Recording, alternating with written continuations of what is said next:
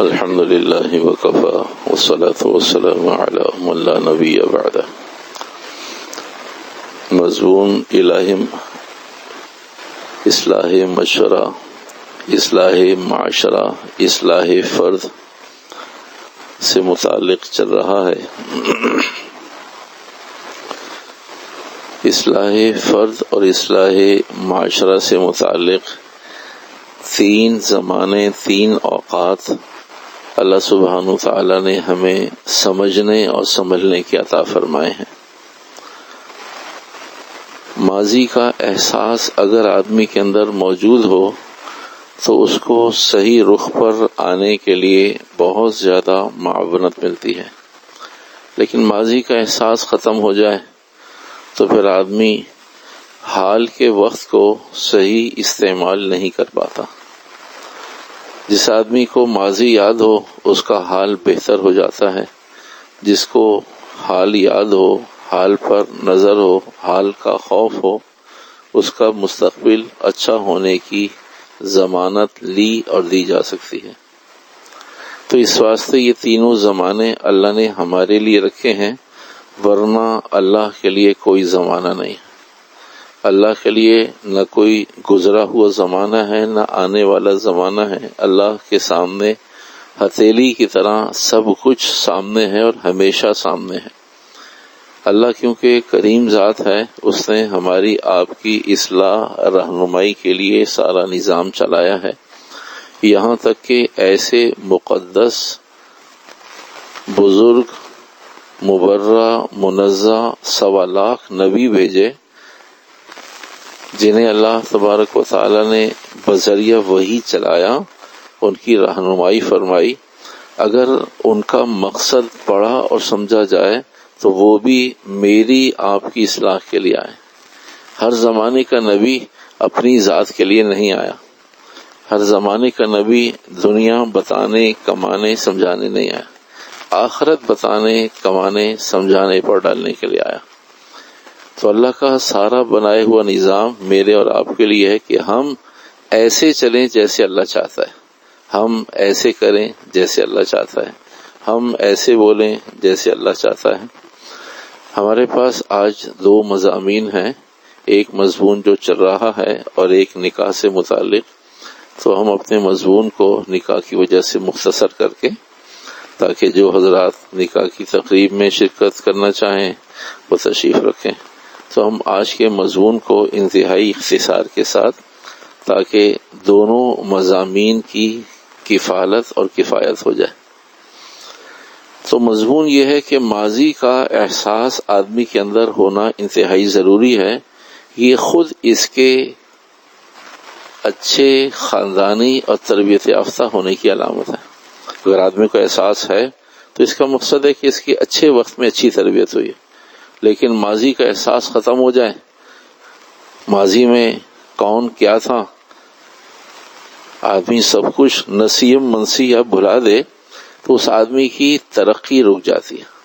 جسے اپنا ماضی یاد ہو اس کی ترقی ہوتی ہے۔ تو اگر احساس ماضی کا ہے تو اس کا مقصد ہے کہ اس کے اندر انسانیت کے جراثیم موجود ہیں اور یہ آگے بڑھنا چاہتا ہے۔ اگر اسے ماضی یاد نہیں ہے اور یاد دلانے پر یہ غصہ اور ناراض اور نالاں ہو جاتا ہے، خبردار ایسی بات نہیں کرو، نہیں وہی تھا تو ایسے ہی، حالات تو ایسے ہی تھے۔ تو ماضی کو آدمی عمومی طور سے انسانی نفسیات ہے، ہم سب بھی اور پورا معاشرہ بھی ماضی یاد دلانے والوں کو پسند نہیں کرتے۔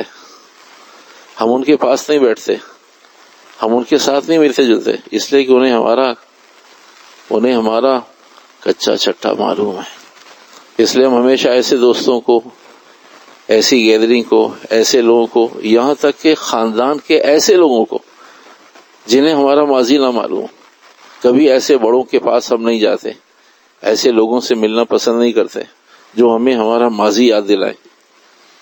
اس لیے کہ ماضی کا یاد رہنا یہ سب سے بڑی نعمت ہے۔ آدمی کے اندر احساس پیدا ہوتا ہے، وہ پھر صحیح چلنا شروع کرتا ہے۔ تو بھائی ماضی یاد رہے، یہ ہے مضمون اختصار کے ساتھ۔ ماضی میں کن چیزوں کو یاد رکھیں، کن لوگوں کو یاد رکھیں، کن حالات احوال کو یاد رکھیں، بس یہ بات ہے۔ تو بھئی ماضی میں سب سے زیادہ، سب سے اچھے، سب سے بڑے محسن، سب سے بڑے خیرخواہ والدین کو آدمی یاد رکھے کہ ماضی میں انہوں نے میرے ساتھ کیا کیا. پھر آدمی کو قدم اٹھانا آسان ہوتا ہے. 3 حالتیں ہیں ماں باپ کی. ماں باپ جوان ہیں، بچے چھوٹے ہیں. بچے بڑے ہو گئے، ماں باپ بوڑھے ہو گئے. تیسری صورت، ماں باپ چلے گئے، بچے زندہ ہیں. یہ 3 حالتیں ہیں ماں باپ کی. ماں باپ کڑیل جوان ہیں، بچوں کو پتہ ہی نہیں ہمارے ماں باپ ابھی جوان ہیں، اس لیے ہم چھوٹے، تو بچے چھوٹے تھے. اس وقت تو وہ بچے اپنی خواہشات میں لگے، یہ بھی بات، یہ پورا کرے، یہ لے کر آئے، یہ دلائیں، یہ کھلائیں، یہاں لے جائیں، یہ کریں، یہ نہ کریں. ماں باپ ان کی رعایت کر کے چل رہے ہوتے ہیں. انہیں احساس نہیں ہوتا کہ ہم ان کے خادم ہیں یا یہ ہمارے خادم. دوسرا حال یہ ہے کہ ماں باپ بوڑھے ہو گئے، بچے جوان ہو گئے، بچے شادی شدہ ہو گئے. اس موقع پر بھی، پہلے موقع پر جب بچے چھوٹے ہوتے ہیں تو قطعاً احساس نہیں ہوتا، اور جب بچے بڑے ہو جاتے ہیں، ماں باپ بوڑھے ہو جاتے ہیں، تھوڑا سا احساس ہوتا. زیادہ اور صحیح احساس جب پیدا ہوتا ہے جب ماں باپ دنیا میں نہیں رہتے. یہ ایسا وقت ہے کہ سب کو ہو جاتا ہے. اولاد جوان ہو، صاحب اولاد ہو، تو ماں باپ کا احساس ہر ایک کو نہیں ہوتا، لیکن مرنے پر ہر ایک کو ہو جاتا ہے. تو ماں باپ کی کون سی چیزیں ہیں جو ہمیں اصلاح پر مجبور کریں گے، وہ فہرست بتاتے ہیں، پھر مضمون کو سمیٹتے ہیں. سب سے پہلی بات یہ، چند احادیث آپ صلی اللہ علیہ وسلم، حاکم کی روایت ہے. ابو ہریرہ فرماتے ہیں آپ علیہ الصلوۃ والسلام نے ارشاد فرمایا 2 چیزوں کے بارے میں. اے لوگوں کی بیویوں میں، عورتوں میں دلچسپی نہ رکھو، تمہاری عورتیں اور بیویاں بھی پاک دامن رہیں گی. دوسری بات ارشاد فرمائے، اے لوگوں، اپنے ماں باپ کے ساتھ اچھا کرو تاکہ تمہاری اولاد بھی تمہارے ساتھ اچھا کرے. آج جس کے ساتھ اچھا نہیں ہو رہا، نہ اسے مسئلہ، نہ فتویٰ، نہ رائے، نہ مشورہ، کچھ قطعاً کرنے کی ضرورت ہے. وہ ایک کروٹ اور ایک مرتبہ سر گھما کر دیکھ لے کہ میرے ساتھ کیوں ایسا ہو رہا ہے، کیا میں نے ایسا تو نہیں کیا. اور یہ اللہ کریم رب ہے، ظالم نہیں ہے. ایسا کبھی نہیں ہوتا کہ میں نے تو بہت خدمت کی ہو، ماں باپ کو ہتھیلی کا چھالا بنا کر رکھا ہو، میری اولاد مانتی نہیں ہے. یہ اللہ کا نظام ہے. جس کے ساتھ جو ہو رہا ہے وہ اصل میں ماضی کا کیا ہوا ہو رہا ہے. تو سب سے پہلی بات یہ کہ اللہ کے نبی علیہ السلام نے فرمایا، دوسروں کی عورتوں میں دلچسپی نہ رکھو، تمہاری عورتیں محفوظ اور پاک دامن رہیں گی. اپنے والدین کے ساتھ اچھائی کرو تو تمہاری اولاد تمہارے ساتھ اچھائی کرے گی. یہ پتہ نہیں ہم اور آپ ایک پیش پر جمع ہوں یا نہ ہوں، لیکن حقیقت یہی ہے، یہ تربیت صرف ایک تسلی کا نام ہے کہ میں نے اپنے بچوں کی بہت اچھی تربیت کی، اور بھائی میرے سے تو تربیت نہیں ہو رہی. صرف آدمی اللہ کو چل کر دکھا دے، باقی کام تو اللہ خود کر رہا ہوتا ہے.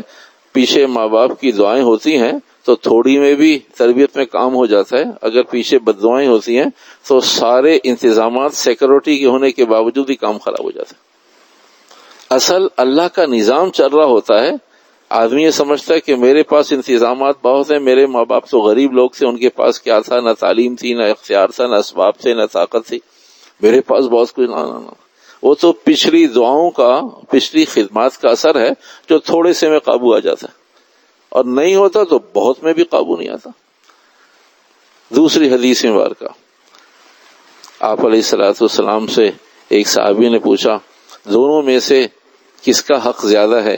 1 دفعہ، 2 دفعہ، 3 دفعہ اللہ کے نبی نے فرمایا امک امک امک، تیری ماں تیری ماں تیری ماں.